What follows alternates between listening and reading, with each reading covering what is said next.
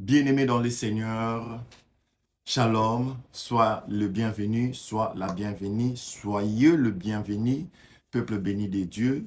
Vous êtes dans ce programme Autopsie Programme. C'est un compte TikTok basé sur l'évangile de Jésus-Christ, afin de ressusciter les âmes, de donner vie aux âmes, d'amener tous dans la connaissance de la parole de Dieu et apprendre aussi aux autres comment se faire enfant de Dieu par le canal de l'évangile de Jésus-Christ. Je suis votre bien-aimé dans la foi, je suis votre frère Diogo Gabriel. Diogo Gabriel, Diogo Gabriel, je le répète 3 fois, question de t'aider à comprendre comment on prononce ça. Je suis Diogo, je ne suis pas Diego, je suis Diogo Gabriel. Alors, vous êtes tombé sur un très bon programme des enfants de Dieu qui va vous aider beaucoup plus à comprendre certaines choses, puisque si nous parlons de l'autopsie, nous avions eu à adopter ces mots autopsie, question de révéler le côté analyse, le côté étude, mais dans le contexte biblique, les études sur les écritures évangéliques, sur la pensée de Jésus dans les enseignements qu'il nous donne ou qu'il donnait aux disciples, et pour en fait essayer de comprendre ce qui se donne aussi comme enseignement, ce qui se donne comme prédication dans nos églises, dans certains ministères, si c'est là s'y réfère aussi dans ce qui est évangile de Jésus-Christ. Car aujourd'hui, de nos jours, il y a beaucoup de gens qui se croient être enfants de Dieu alors que ce sont déjà des âmes mortes.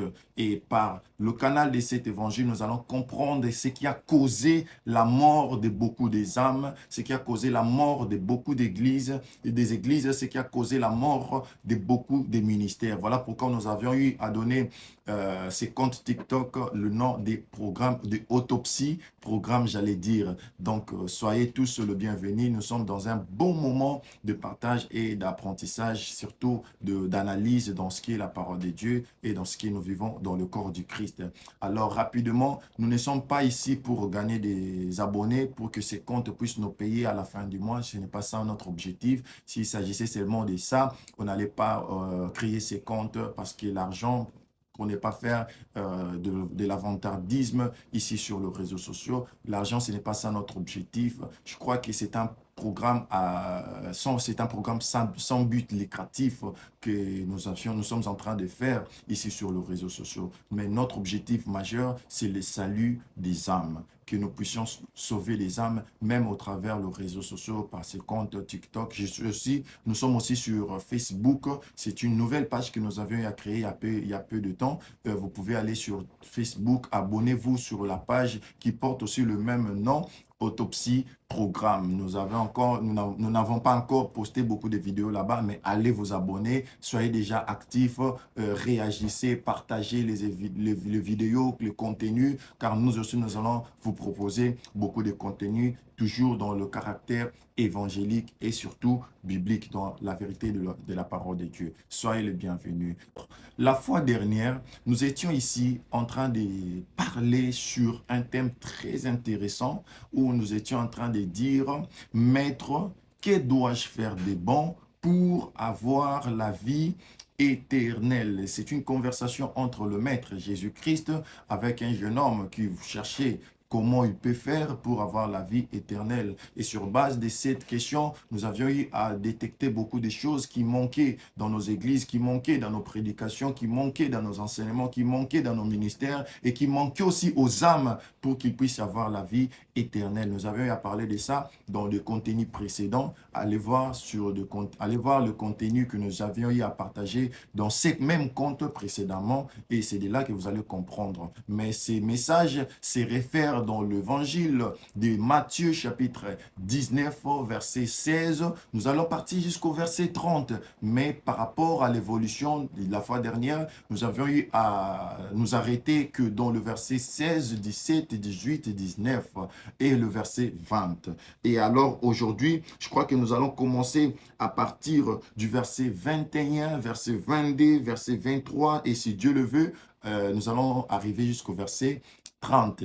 Voilà, que Dieu vous bénisse. Soyez avec nous, ne soyez pas pressés de scroller, restez là avec nous. Peut-être nous n'avons pas le bon langage que toi tu aimes. Je ne m'exprime pas peut-être bien de la manière dont tu aimes, mais sois concentré. Le Saint-Esprit va passer par ma bouche, va passer par mon langage, va passer par mon expression pour utiliser les mots convenables pour que toi tu sois convaincu de ce que nous allons partager dans ces contenus ou dans ces programmes. Voilà, que Dieu vous bénisse. Je vous prie de rester avec nous dans l'amour de Jésus-Christ. Rapidement, je lis Matthieu chapitre 19, verset 21 jusqu'en bas et ensuite on essaie un peu d'analyser, de partager comme d'habitude.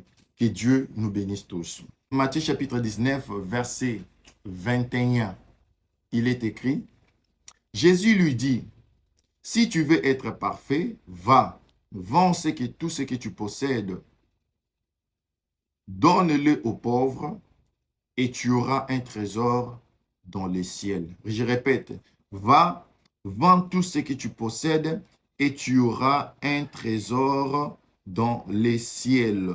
Un trésor dans les ciels. Cet homme était un homme qui avait de grands biens, mais il voulait aussi avoir la vie éternelle. Ce qui m'étonne déjà de voir un homme qui possède déjà des grands biens chercher aussi à avoir le royaume des cieux. C'est quelque chose de très bon déjà à beaucoup féliciter. Mais ce qui est l'essentiel, cet homme quelque part dans le verset 18, 19, 20, 21, il a dit à Jésus que tout ce que tu m'as proposé, tout le chemin que tu m'as montré pour avoir la vie éternelle, ce qui m'oblige à obéir au commandement de Dieu. Moi, j'ai eu à obéir à tous ces commandements depuis mon jeune âge. J'ai eu à obéir à tous ces commandements depuis mon enfance. J'ai eu à obéir à tous ces commandements depuis il y a très longtemps. Jésus l'a dit, ah bon, comme tu souhaites être parfait, voici une autre chose que tu dois faire pour avoir la vie éternelle. Tu dois aller vendre tout ce que tu possèdes pour que tu puisses avoir la vie éternelle. C'est ici que nous allons décortiquer, analyser vraiment cette pensée. Jésus lui dit, lorsque tu auras à vendre tout ce que tu possèdes, le ciel te réservera un trésor. Donc, tu avais 10 voitures de luxe, tu avais 10 parcelles, tu avais des villas, tu vends tout. Tu prends ton argent, tu donnes ça aux pauvres et toi, tu attends que les ciels te donnent une seule chose, le royaume des cieux, la vie éternelle. Jésus dit à cet homme, va vendre tout ce que tu possèdes. Dans un autre langage, Jésus lui dit, accepte de perdre tout ce que tu possèdes. Mais en retour, tu ne gagneras pas la même chose que tu as pu perdre, mais tu gagneras un seul trésor. Maintenant, ma question est, quel est ce trésor que Jésus parlait à cet homme? Car lui, il cherchait le royaume des cieux. Il cherchait la vie éternelle. Cela m'amène à comprendre que la vie éternelle dont cet homme cherchait, c'est ça même le trésor que Jésus lui proposait. Donc, tout ce qu'on peut posséder de plus précieux sur cette terre ne peut être égal à un seul trésor que le ciel peut nous donner. Ce que le ciel nous réserve est plus précieux que le Lamborghini, est plus précieux que le Ferrari, est plus précieux que le Rolls-Royce, est plus précieux que le villa, est plus précieux que la richesse, toute forme de richesse qu'on peut avoir sur terre. Un seul trésor dans le ciel vaut mieux que toute forme de richesse qu'on peut avoir sur terre. Parce que Jésus lui montre le chemin, lui dit, va vendre ça. Quand tu vends, l'argent que tu vas gagner là, ce n'est pas pour toi. Laisse ça pour les autres. Mais toi, attends-toi à un seul trésor dans les cieux. En quelque sorte, toute chose a un prix à payer. Toute chose qu'on aura besoin dans ce monde a un prix à payer. Tu veux avoir la vie, tu as un prix à payer. Tu veux avoir la vie éternelle, tu as un prix à payer. Tu auras toujours un prix à payer. Car il n'existe jamais de bénéfices sans sacrifice. Le trésor, c'est en quelque sorte la richesse aussi. Le trésor, c'est aussi la richesse en quelque sorte. Donc, en réalité, si tu perds ta richesse sur la terre, tu récupères une autre richesse, mais dans les ciels. Sauf que la richesse de ce monde n'a pas la même fonction que la richesse du ciel. Sauf que la richesse de ce monde n'a pas la même nature avec la richesse du ciel. C'est ce que Jésus a voulu faire comprendre à cet homme, mais il n'a pas compris malheureusement. Donc si tu perds tout ce que tu auras sur terre, tu ne gagneras qu'un seul élément dans les ciels. Et ce seul élément, c'est aussi la richesse qui vaut plus que tout ce que tu avais perdu. Sur base du fait qu'il accepte de perdre tout ce qu'il a, le plus grand bien qu'il a sur terre, il gagne un seul trésor qui vaut plus que tout ce qu'il avait eu sur terre. Et ce trésor-là s'appelle la vie éternelle. La vie éternelle est plus précieuse que les Rolls-Royce. La vie éternelle est plus précieuse que toutes les voitures des marques. La vie éternelle est plus précieuse que tous les villas que tu possèdes. La vie éternelle est plus précieuse que tout ce qu'on aura sur terre. Il n'y a rien qui peut égaler la seule vie éternelle que le ciel peut nous offrir. Il n'y a rien. Si seulement tu acceptes de tout perdre sur terre, cela veut dire que tu acceptes de tout gagner dans les ciels. Donc, qui accepte de tout perdre sur terre, accepte de tout gagner dans les ciels. Or, l'essentiel de la vie n'est pas seulement le fait d'avoir tout sur terre, mais c'est aussi le fait d'avoir tout dans les ciels. Ici, je ne vais pas prêcher, je ne vais pas parler sur le fait d'accepter de mourir pauvre. Non, cherchez aussi tout ce qui vous fera le bonheur sur terre. Si c'est les voitures, profitez-vous, car la vie est belle, il faut en profiter. J'aime ces langages. La vie est belle, il faut en profiter. Mais la vie éternelle est plus belle que cette vie et il faut aussi en profiter. Que Dieu vous bénisse. Donc, perdre tout sur terre, c'est gagner tout dans les ciels. Car tout dans les ciels n'a qu'un seul mot, c'est la vie éternelle. Tout dans le ciel n'a qu'un seul mot, c'est la vie éternelle. Qui accepte de tout perdre, de perdre des relations, de perdre des amis, de perdre tout, il accepte de tout gagner dans le ciel. Car dans le ciel, tu auras aussi des amis, tu auras aussi des relations. Que Dieu vous bénisse. Ça, nous allons comprendre ça à partir du verset 27, 28, 29 et 30, lorsque nous allons arriver là-bas. Alors Jésus lui dit, tu auras un seul trésor dans les ciels, puis viens, suis-moi. Cet homme, non seulement il a refusé de tout perdre, le fait d'entendre Jésus lui dire, accepte de tout perdre, c'est déjà un choc pour lui. Il a été grave choqué. Il a été choqué d'une manière dont, je ne sais pas comment vous expliquer, il a été séparé, division en lui. Jésus l'a divisé. Comment peux-tu me dire de tout perdre rien que pour gagner une seule chose? Oui. Parfois, dans cette vie, il faut accepter de perdre beaucoup de choses pour gagner une seule chose qui vaut mieux que tout ce que tu avais perdu. Parfois dans la vie. Et sur ce qui est le langage de Jésus, Jésus voulait lui faire comprendre que la vie éternelle que tu cherches est plus précieuse, est plus chère, est plus riche que les richesses de ce monde. Alors si tu veux en avoir, accepte de tout perdre. Si tu veux y entrer, accepte de tout perdre. Malheur à toi qui ne veux pas abandonner tout ce que tu as sur cette terre. Malheur à toi qui ne veut pas voir le bonheur du ciel. Malheur à toi qui ne veut pas comprendre que tout ce que tu as sur terre ne vaut rien face à ce qui est réservé pour toi dans les ciels. Aujourd'hui, ça distrait beaucoup les hommes de Dieu, ça distrait beaucoup les enfants de Dieu avec la richesse. Souvenez-vous, lorsque Jésus sortait de retraite des 40 jours et 40 nuits de prière, de son jeûne, qu'est-ce qu'il a rencontré? Il a rencontré le diable. Qu'est-ce que le diable lui avait proposé? Le diable lui avait proposé la richesse de ce monde. Tu vois tout ceci, si seulement tu t'inclines devant toi, si seulement tu m'adores, je te donne tout ça. Parce que c'est lui le prince de ce monde. C'est lui qui est le gérant, le garant de ces choses-là sur terre. C'est lui qui gère tout ça. Seulement, je ne vais pas dire que Dieu n'a pas part, car tout argent, tout or appartient à Dieu. Mais ici sur terre, je parle d'ici sur terre, il a le monopole de manipuler les gens rien qu'avec le bien matériel. Voilà pourquoi il a la force de toujours manipuler les hommes de Dieu, les églises, avec l'argent, avec les richesses, avec les biens matériels.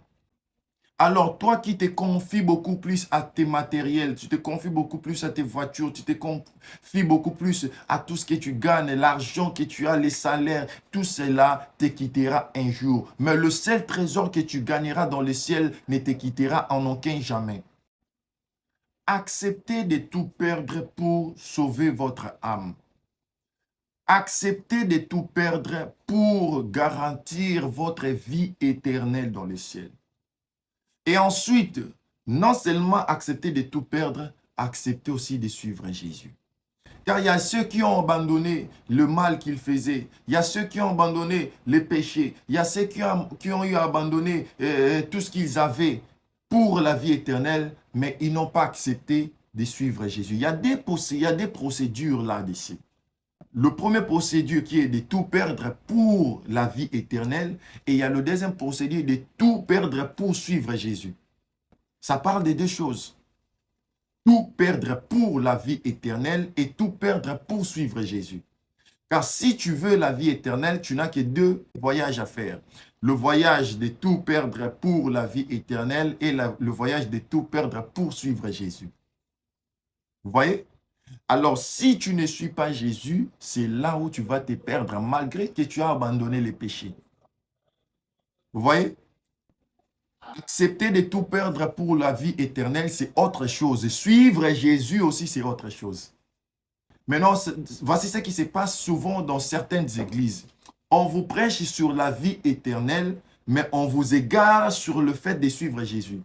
Il vous prêche l'abandon du péché, il vous prêche la repentance, il vous prêche d'autres choses, mais ils vous font voir les biens de ce monde. Ils vous font voir l'amour du pasteur, l'amour des hommes de Dieu, le fanatisme envers le pasteur. Ils vous font voir le vêtement, ils vous font voir beaucoup de choses qui n'ont rien à voir avec le fait de suivre Jésus-Christ.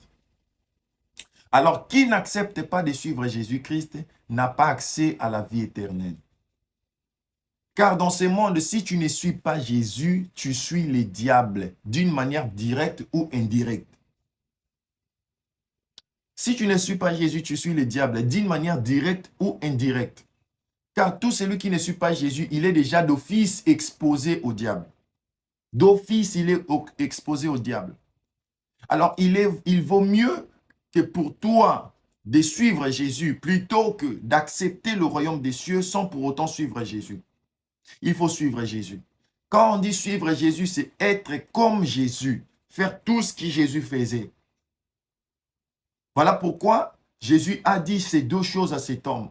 Au-delà du fait qu'il lui a montré les commandements, tu ne peux pas faire ça, tu ne peux pas faire ça, parce que tous ces commandements-là, lui-même Jésus n'a pas fait ça.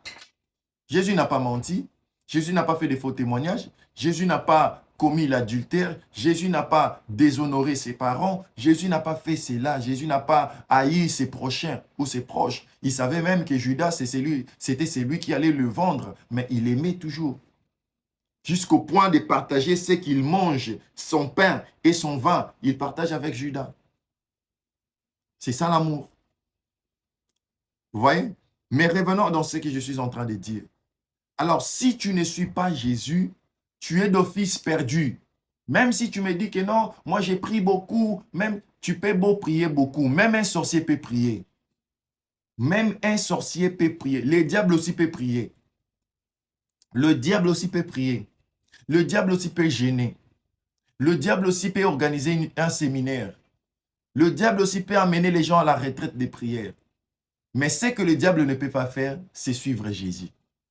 Le diable ne peut pas suivre Jésus, car qui dit suivre Jésus, c'est suivre le chemin de la vérité, c'est suivre le chemin de la vie, c'est prêcher la vérité, c'est prêcher l'évangile, c'est gagner des âmes. Il y a des églises aujourd'hui qui ne suivent pas Jésus, raison pour laquelle dans cette église, ils peuvent passer une année entière sans baptiser une seule âme.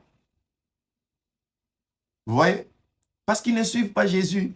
Dans leur processus d'évolution dans la vie chrétienne, ils font autre chose. Ils suivent le voyage, ils suivent le mariage, ils suivent les vêtements. Le pasteur doit s'habiller bien, doit être chic, élégant, doit être chic, beau, belle, élégant, maman pasteur. Toute la ceinture du pasteur doit avoir des beaux habits, doit avoir des beaux costumes, doit avoir des belles vestes. doit avoir des belles chemises. Toute l'équipe de pasteurs doit s'habiller bien et doit avoir des belles voitures. Ils suivent le bien matériel tout en prêchant le royaume des cieux. C'est là c'est à partir de là que beaucoup des âmes se perdent. Car on vous prêche Jésus véritable, je m'excuse, il vous prêche Jésus véritable, il vous prêche le royaume des cieux véritablement, mais en termes de ce que vous devez suivre, ils ne vous font pas suivre Jésus.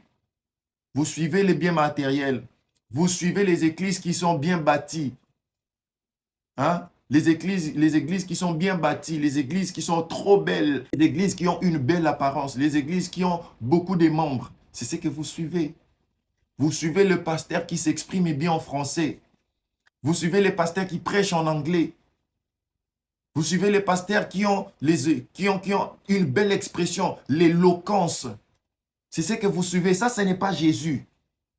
Ça, ce n'est pas Jésus. Ça, ce n'est pas Jésus. Jésus dit à cet homme, au-delà du fait que tu acceptes de tout perdre, vendre pour donner l'argent là aux pauvres, ce qui veut dire, toi, tu perds tout. Et attends-toi à un trésor dans le ciel. Ces trésors-là, c'est la vie éternelle en quelque sorte. Mais au-delà de ça, suis-moi. Suis-moi. Fais tout ce que moi je fais. Dis la vérité comme moi je dis la vérité. C'est ça, suivre Jésus. Enseigne la parole de l'évangile comme cela a été envoyé, sans enlever quelque chose, sans ajouter quelque chose. C'est ça, suivre Jésus. Montrer les gens Jésus véritable, sans pour autant montrer les gens tes vêtements. C'est ça, suivre Jésus. Lorsque les gens viennent dans ton église, dans l'église où toi tu diriges, pour ne pas dire dans ton église, dans l'église des Seigneurs Jésus-Christ, ils doivent trouver Jésus véritablement dans cette église-là, dans la parole, dans l'obéissance, dans la crainte, dans tout. C'est ça, suivre Jésus. Et aujourd'hui, vous allez avoir des églises, vous allez voir des églises qui prêchent Jésus, mais ne suivent pas Jésus. Comment? Regarde seulement la manière dont le pasteur se comporte. Regarde la manière dont les âmes se comportent dans cette église-là. Vous allez comprendre qu'ils prient Jésus, mais ne suivent pas Jésus. Et Jésus dit à cet homme, tu dois tout perdre et ensuite me suivre. Alors, la Bible dit qu'après avoir entendu ces paroles, le jeune homme s'en alla tout triste car il avait un grand bien. Il s'est rendu tout triste. Aoki mawa. Pourquoi? Azaki Nabozui est belé. Bien-aimé, c'est ce que les gens font. Quand on dit arrête tout ce que tu fais, il dit ah, cet homme de Dieu, ah, c'est pasteur, c'est faux pasteur. Non, je ne suis pas un faux pasteur. Je te dis des choses, frère. Si tu te rends triste, c'est ton problème. Moi, je te montre le chemin. Le problème de Jésus, ce n'était pas d'avoir pitié pour cet homme. Non, la belle manière d'avoir pitié de cet homme, c'était de lui montrer ce qui est essentiel pour lui de faire. Accepter de tout perdre, même si tu te rendras triste, mais que ta tristesse soit récompensée par le trésor que le ciel te réserve. Et cette tristesse soit remplacée ou soit récompensée par le trésor que le ciel te réserve. C'est ça même. Alors Jésus ajoute encore dans le verset 23, je suis toujours dans Matthieu 19, verset 23 maintenant. Jésus dit à ses disciples, je vous le dis en vérité, un riche entrera difficilement dans le royaume des cieux. Un riche entrera difficilement dans le royaume des cieux. Jésus a bien précisé qu'il est difficile pour un riche d'entrer dans le royaume des cieux. Vous savez pourquoi? Parce qu'un riche, il a son cœur là où se trouve son trésor. Jésus, en quelque sorte, voulait révéler le passage de Deutéronome chapitre 6, verset 5. Attends, nous allons lire rapidement. Deutéronome chapitre 6, verset 5. Deutéronome chapitre 6, dans le verset 5. Voilà.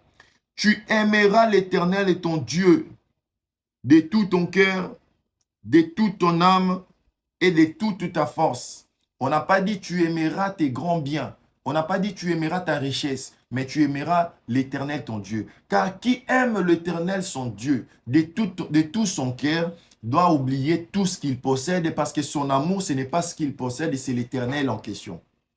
Celui qui aime la vie éternelle doit aimer Dieu qui est le Dieu éternel, le propriétaire de l'éternité. Celui qui offre l'éternité à tous ceux qui aiment la vie éternelle. Celui qui aime la vie éternelle doit aimer Dieu d'office.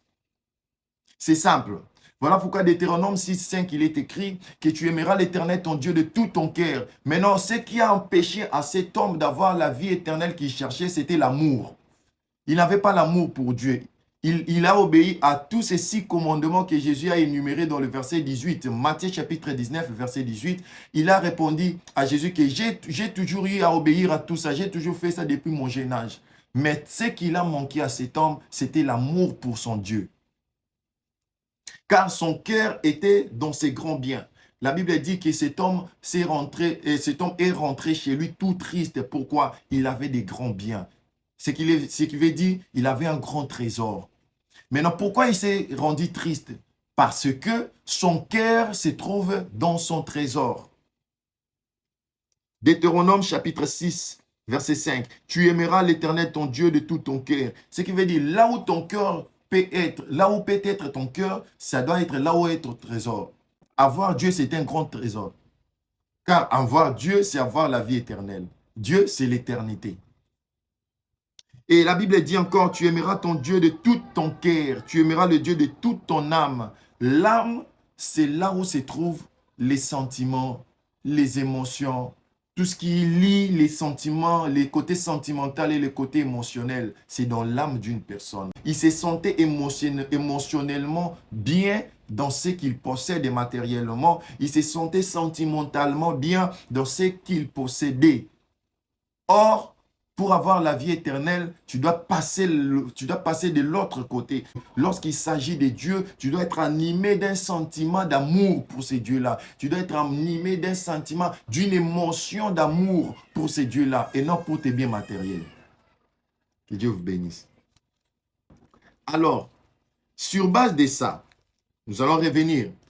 Sur base de ça, Jésus a encore dit quelque chose de très important que j'ai aimé. Il dit encore à ses disciples, au-delà du fait qu'il dit, il est très difficile pour un riche d'entrer dans le royaume des cieux parce que tout riche est amoureux de sa richesse. Mais la richesse n'est pas seulement tout ça. La richesse s'est définie aussi par la vie éternelle. Qui est ce riche-là qui a été enterré avec ses objets et il est parti dans l'au-delà avec sa richesse? Ça n'existe pas. Alors il vaut mieux accepter de tout perdre pour le royaume des cieux, mais aussi de tout arrêter pour suivre Jésus. Lorsque Jésus a rencontré Pierre là où il faisait son travail de pêche, Pierre a accepté de suivre Jésus malgré qu'il faisait son travail pour nourrir sa famille. Il a accepté d'abandonner ce qui pouvait nourrir sa famille ici sur terre pour faire ce qui peut nourrir sa famille dans l'éternité. Ce qui peut donner la vie éternelle à sa famille. Voilà. Alors Jésus ajoute ceci dans le verset 24. Je vous l'ai dit encore, il est plus facile pour un chameau de passer dans un trou d'une aiguille qu'à un riche d'entrer dans le royaume des cieux. Il est très facile. Regardez, il est difficile pour un riche d'entrer dans le royaume des cieux, mais il est très facile pour un chameau de passer par un trou d'une aiguille plutôt qu'à un riche d'avoir la vie éternelle. Pourquoi? Qu'est-ce que Jésus veut nous enseigner dans la nature de cet animal qui s'appelle le chameau? Vous savez, le chameau, c'est un animal qu'on utilise beaucoup plus, surtout chez nos frères les Maghrébiens, ceux qui vivent dans des zones désertiques. Voilà. Le chameau, c'est cet animal dont beaucoup de gens s'en servent pour pouvoir transporter beaucoup d'objets vers une destinée. Alors, lorsque vous avez un chameau, sur les chameaux, on met des richesses. On met l'or, on met les diamants, on met les vêtements les plus luxe sur les chameaux. Mais ces choses-là n'appartiennent pas à cet animal-là. Mais l'animal ne fait que bénéficier de ça pendant qu'il transporte ces choses-là pour une destinée. Or, dans ce monde, nous tous, nous sommes passagers. Nous sommes en train d'effectuer un voyage. Et dans ces voyages, il peut y avoir que dans ces voyages, on possède des richesses. Mais ces richesses-là ne nous appartiennent pas. Ces richesses-là a son propriétaire. C'est ce que Jésus a voulu faire comprendre à ses disciples.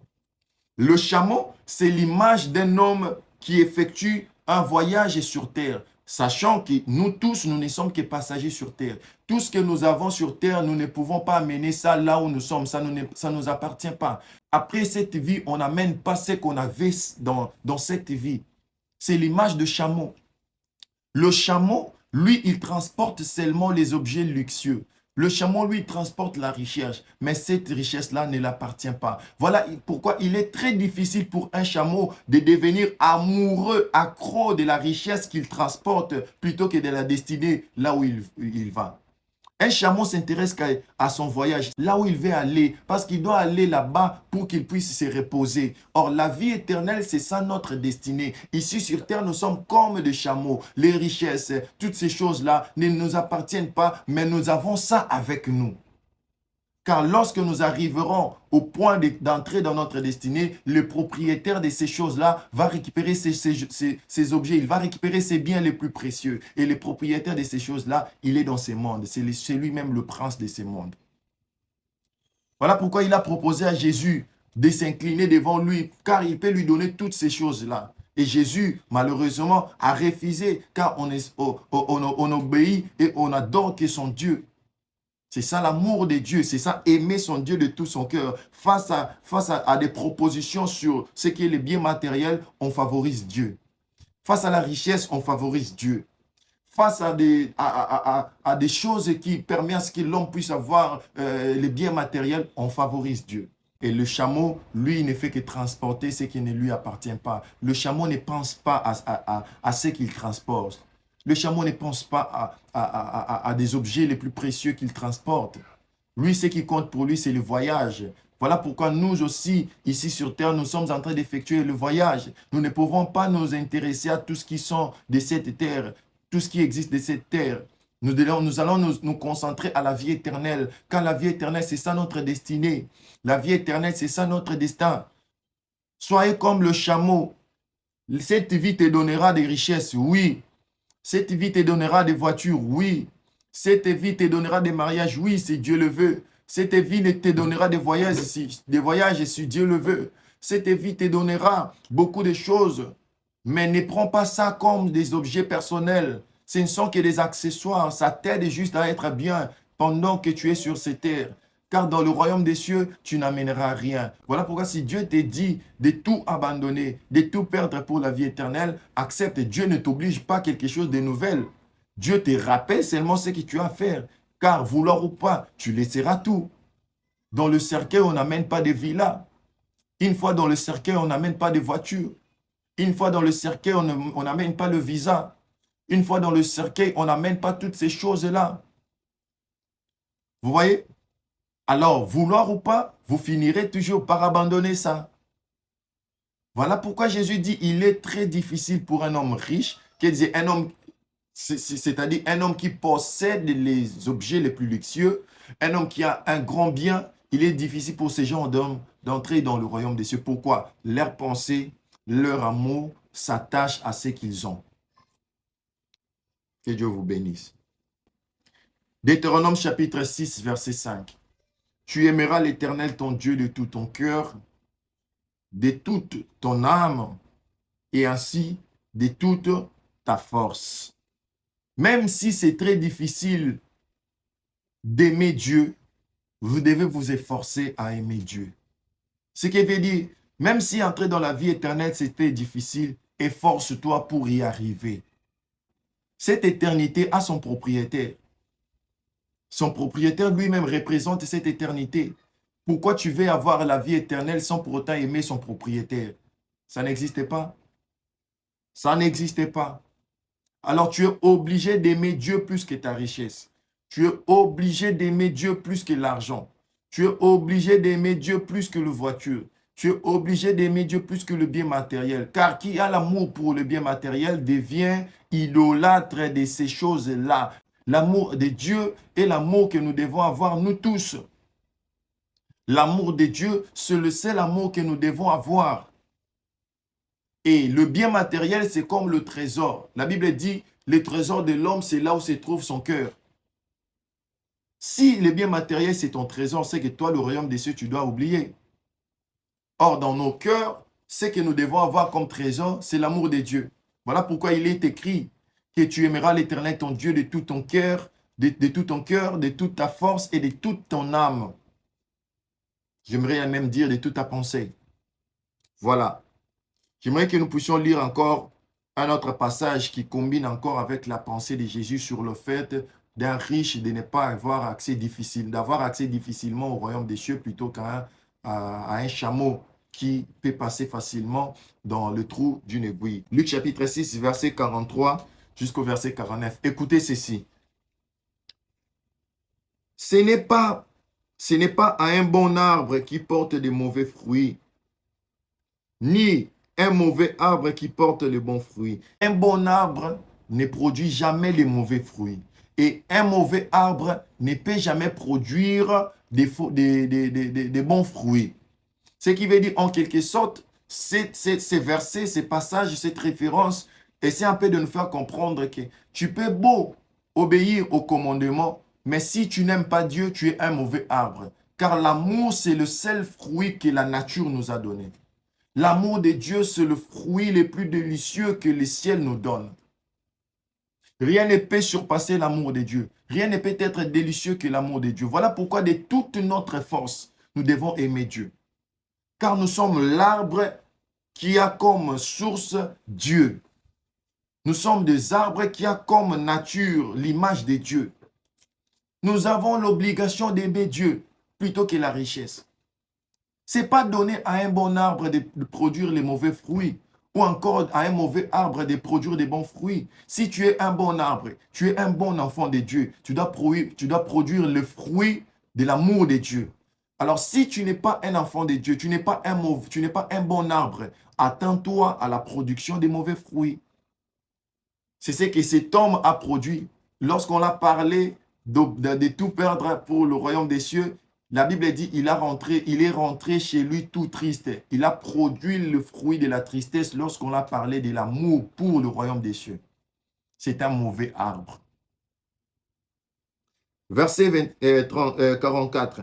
Car chaque arbre se connaît à son fruit. C'est par les fruits qu'on reconnaît un arbre. Qui veut reconnaître la mangue, qui veut reconnaître le manguier, doit regarder d'abord la mangue. Qui veut reconnaître l'avocatier, doit regarder l'avocat. Vous voyez, c'est par ces fruits qu'on reconnaît un arbre.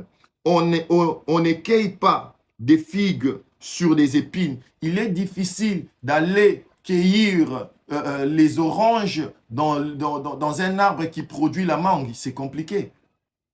Comment tu te dis que tu es un enfant de Dieu, mais en toi, on trouve les choses du diable?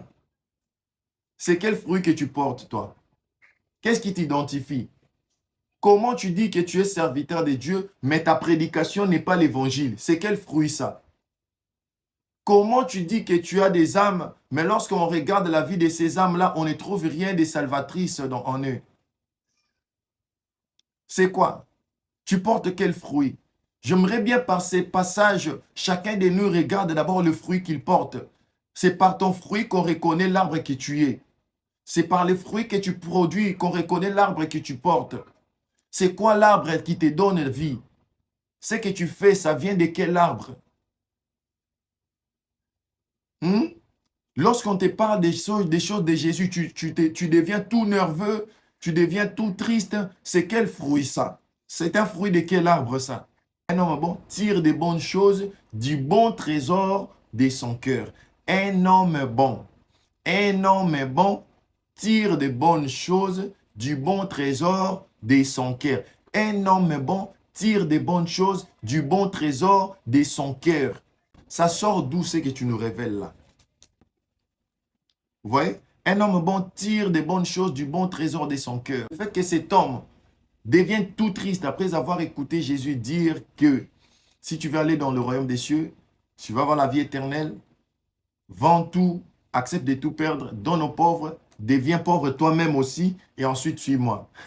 C'est ça le choc que cet homme n'a jamais eu dans sa vie. Il s'est rendu tout triste, il est rentré chez lui parce que Son trésor, c'était là où se trouve son cœur. Et son cœur, c'est là où se trouve son amour. Son amour n'est pas attaché à Dieu. Son amour n'est pas pour Dieu. Son amour, c'est dans ses biens matériels. L'homme bon tire les bonnes choses du bon trésor de son cœur. Vous voyez? Et les méchants tirent des mauvaises choses de son mauvais trésor, car c'est de l'abondance du cœur que la bouche parle. Verset 46.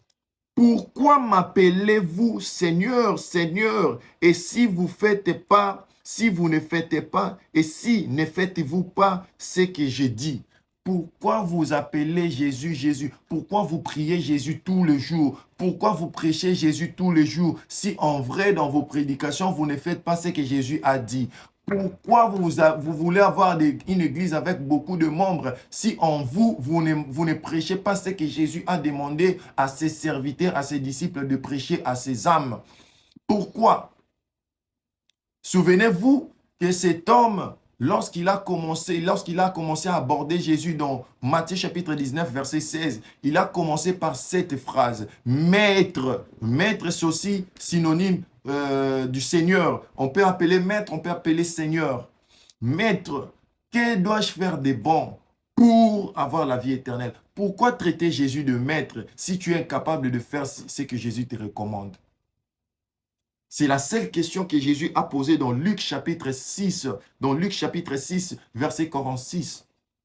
Pourquoi vous m'appelez Seigneur, Seigneur, Seigneur, si en vous, vous ne faites pas ce que moi je vous dis? Pourquoi? Vous voulez prêcher Jésus, pourquoi? Pourquoi vous voulez vous tous prêcher si vous n'êtes pas capable de prêcher ce que Jésus veut? Pourquoi vous tous, vous voulez devenir des prophètes si vous ne voulez pas prophétiser ce qui est logique à la parole de Dieu? Pourquoi vous tous, vous voulez avoir des églises si dans vos églises, vous n'allez pas prêcher Jésus? Dites-moi. Pourquoi vous tous, vous voulez devenir des pasteurs si dans vos pastorats, vous n'allez pas prêcher Jésus? Pourquoi vous tous, vous voulez avoir des âmes qui vous appellent les daddy, paille, papa, si dans vous, vous n'avez pas quelque chose d'obéissante de ce que Jésus a dit? Si vous n'allez pas obéir à Jésus, pourquoi? Pourquoi? Si tu es commerçant, fais ton commerce. Si tu es un homme d'affaires, fais tes affaires. Abandonne ça, arrête ça. Ce n'est pas parce que tu as des songes que tu dois devenir prophète. Ce n'est pas parce que tu as un don de la vision que tu dois te faire prophète. Non. Pourquoi vous voulez appeler Jésus, Jésus, Jésus, Jésus à tout moment, prêcher Jésus, Jésus, Jésus à tout moment, sans pour autant avoir un cœur obéissant à ce que Jésus dit? Jésus nous a envoyé de prêcher, d'apprendre ce qui est la vérité. Jésus nous a envoyé de prêcher que la vérité, de dire que la vérité sur son évangile. Alors pourquoi vous ne voulez pas dire la vérité alors que vous acceptez de prêcher Jésus? Pourquoi? Pourquoi m'appelez-vous Seigneur, Seigneur, Seigneur, matin, midi, soir? Jésus le matin, Jésus à midi, Jésus le soir, Jésus, toutes les églises, Jésus, Jésus, Jésus, Jésus. Alors qu'au-dedans de cette église, il n'y a pas ce Jésus-là. On ne fait jamais ce que Jésus a dit. Pourquoi? Pourquoi m'appelez-vous Seigneur, Seigneur, Seigneur, alors que vous ne faites pas ce que je vous dis? Oh, cette question. Pourquoi vous m'appelez Seigneur, Seigneur, Seigneur, alors que vous ne faites pas ce que je vous dis? Pourquoi? Pourquoi vous voulez tous avoir une image de pasteurs, de serviteurs de Dieu qui s'habillent bien, qui s'expriment bien en français, qui parlent 2-3 langues? Pourquoi? Si vous ne faites pas ce que Jésus vous dit, pourquoi? Pourquoi vous voulez vous tous parler en langue si vous ne faites pas ce que Jésus vous dit? Pourquoi vous tous, vous voulez seulement avoir beaucoup de membres dans vos églises? Ici, en soi, dans vos églises, là, vous ne prêchez pas Jésus véritablement. Pourquoi? Pourquoi? Jésus vous a posé la question. Luc chapitre 6, verset 45. Pourquoi vous m'appelez-vous Seigneur, Seigneur, Seigneur? Vous tous vous appelez Seigneur. Pourquoi? Pourquoi vous gênez si tu ne veux pas faire ce que Jésus veut? Pourquoi tu amènes les gens dans des retraites de 100 jours, 40 jours, 200 jours, sans pour autant faire ce que Jésus veut? Hein? Pourquoi vous traitez le parent d'autrui de sorcier sans pour autant faire ce que Jésus veut? Jésus a traité le parent de qui comme sorcier? Pourquoi vous voulez tous prophétiser faussement si vous ne voulez pas faire ce que Jésus veut? Pourquoi? C'est pourquoi, dites-nous pourquoi. J'aimerais bien d'ailleurs m'arrêter là dans le verset 46, Luc chapitre 6, verset 46. Pourquoi m'appelez-tu, pourquoi m'appelez-vous Seigneur, Seigneur, Seigneur, si vous ne faites pas ce que moi je vous dis? Pourquoi? Pourquoi? Hmm? Dites-moi pourquoi. Vous tous, vous voulez seulement devenir des hommes de Dieu, les pasteurs, qu'on vous appelle daddy, qu'on vous donne des dîmes. Pourquoi vous voulez manger les dîmes d'autrui si vous ne voulez pas faire ce que Jésus dit? Pourquoi vous acceptez les offrandes d'autrui si vous ne faites pas ce que Jésus dit? Pourquoi? Demande à ton pasteur pourquoi tu veux être seulement pasteur si tu ne fais pas ce que Jésus dit. Demande à votre prophète pourquoi tu veux être prophète si tu ne fais pas ce que Jésus dit. Demande à votre encadreur pourquoi tu veux être encadreur si tu ne fais pas ce que Jésus dit. Demande aux gens de votre église pourquoi vous voulez avoir beaucoup de membres dans l'église si dans notre église vous ne faites pas ce que Jésus dit. C'est la question que Jésus nous a laissée dans Luc chapitre 6 verset 46. Voilà, que Dieu vous bénisse. Retrouvez ces programmes dans TikTok, dans le compte des Autopsie Programme, aussi sur Facebook, dans la page Autopsie Programme. Abonnez-vous, partagez et commentez. Que Dieu vous bénisse.